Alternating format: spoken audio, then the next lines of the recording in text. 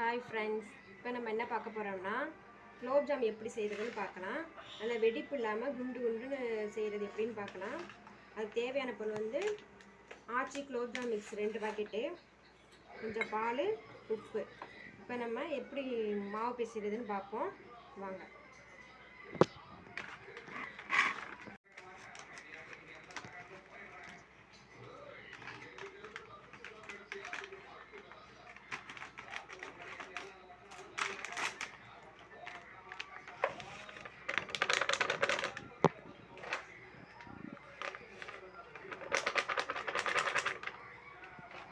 இது வந்து ரொம்ப உப்பு போடாமல் கொஞ்சமாக ஒரு பிஞ்ச் மட்டும் போட்டால் போதும். உப்பு போட்டு நல்லா அந்த கட்டி இல்லாமல் உதுத்து விட்டுக்கோங்க.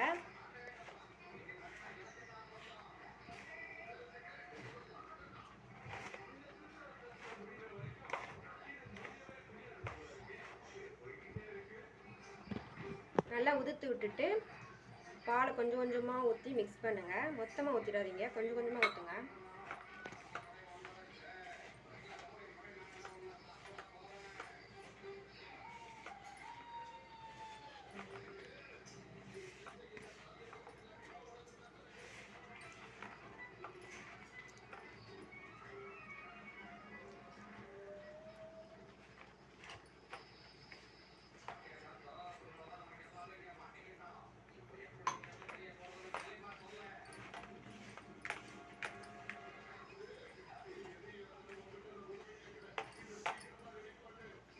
பத்தாவதுக்கு கொஞ்சமாக தண்ணி ஊற்றி செஞ்சுக்கோங்க.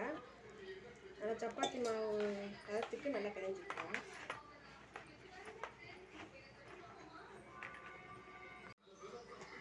அவ்வளோதான், இதே மாதிரி பிசைஞ்சு வச்சுக்கோங்க. இது ஒரு 1 ஹவருக்கு இதை ஒரு மூடி போட்டு மூடி ஊற வச்சுருங்க. இது ஊறட்டும்.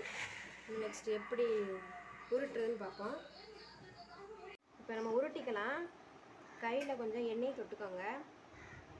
பெரிய உருண்டையும் இல்லாமல் சின்ன உருண்டையும் இல்லாமல் நார்மலாக இப்படி இதை எடுத்து மாவு எடுத்து இப்படி நல்லா பிசைஞ்சுக்கோங்க. அப்போ சாஃப்டாக வரும் உருண்டை. உள்ளங்கையில் வச்சு நல்லா அழுத்தம் கொடுத்து உள்ளங்கையில் அழுத்தம் கொடுத்து நல்லா உருட்டுங்க. அப்போ தான் வெடிப்பு இல்லாமல் வரும்.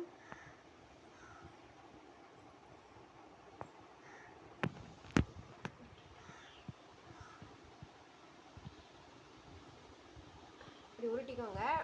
இப்படி பார்க்கும்போது பளபளன்னு தெரியணும். அப்போ தான் வெடிப்பு, நம்ம பொரிக்கும் போது வெடிப்பு வராமல் இருக்கும். இதே மாதிரி இன்னொன்று உருட்டி காமிக்கிறேன். இப்படி எடுத்து நல்லா இப்படி பிசைஞ்சுக்கோங்க. உள்ளங்கையில் வச்சு நல்லா அழுத்தம் கொடுத்து உருட்டுங்க.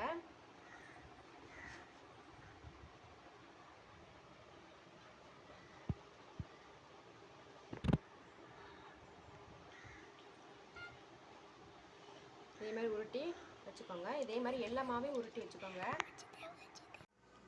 இப்போ சர்க்கரை பாகு எப்படி செய்யலான்னு பார்க்கலாம். அதுக்கு வந்து ஒரு பாக்கெட்டுக்கு 1 கப் சுகர். இப்போ 2 பாக்கெட்டுக்கு நம்ம 2 கப்பு போட்டுக்கலாம்.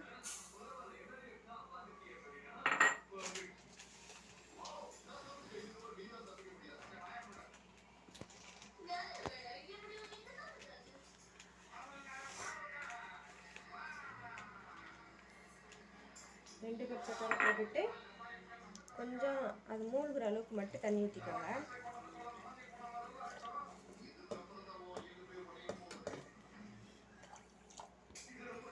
மூழ்கிற அளவு தண்ணி ஊற்றிட்டு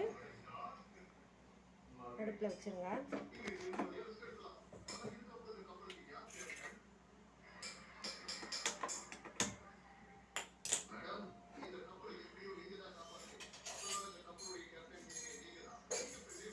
அடுப்பில் வச்சுட்டு கைவிடாமல் கிண்டிக்கிட்டே இருங்க.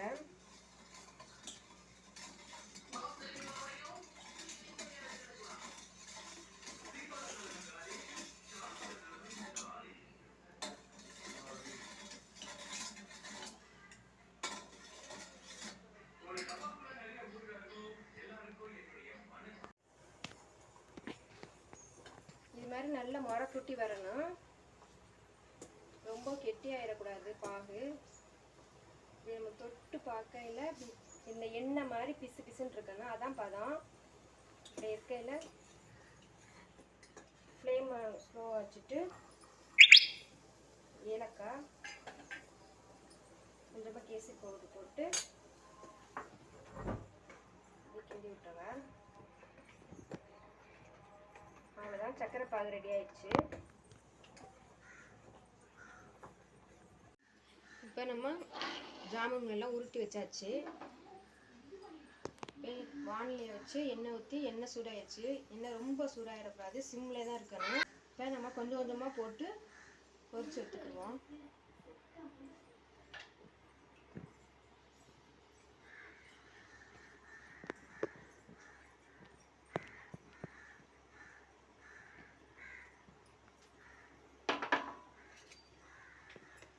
போட்டோன்னா அதை பிரட்டி விடுங்க லேசாக, நம்ம உருண்டை உடஞ்சிராம.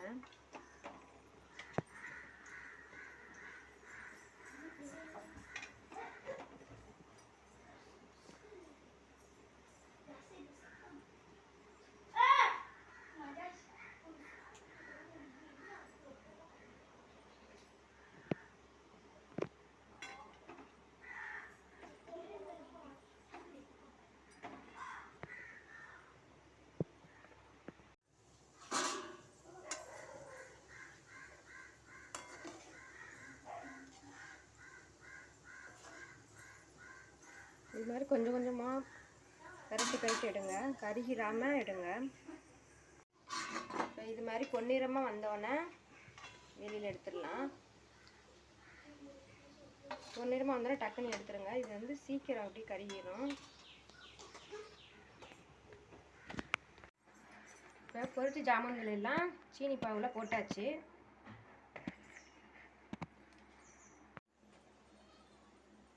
Gulab jam ready. இதே மாதிரி நீங்களும் வீட்டில் ட்ரை பண்ணி பாருங்கள். ஓகே, பாய்.